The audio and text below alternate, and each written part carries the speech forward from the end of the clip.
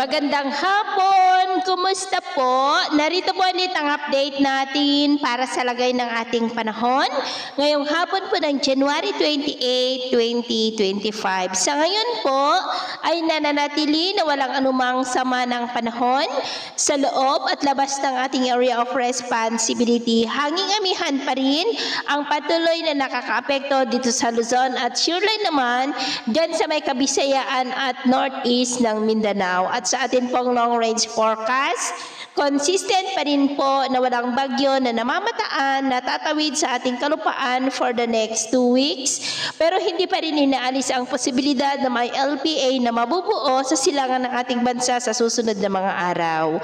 At sa lagay ng ating panahon, ngayong hapon ay cloudy skies with isolated rains sa ilang bahagi ng Cagayan Valley, lalo na sa may Cagayan, Cordillera, lalo na sa may Apayao, Palawan, Infanta, Samar Provinces, Leyte, Bohol, Cebu, Negros, Capiz, Aklan, Caraga, Northern Mindanao, Zamboanga Peninsula at Sulu Archipelago.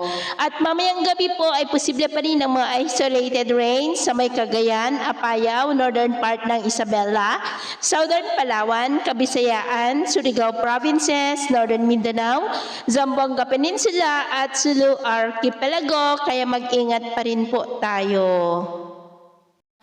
At sa atin naman pong mga baybayin, maalon po sa buong seaboard ng kanlurang baybayin ng Luzon, maging po sa silangang baybayin ng Luzon, silangang baybayin ng Eastern Samar, at matataas ang mga alon sa northern seaboard ng Cagayan at extreme northern Luzon seaboards na ang mga alon dyan ay posible po na aabot hanggang sa 2.5 to 5 meters height.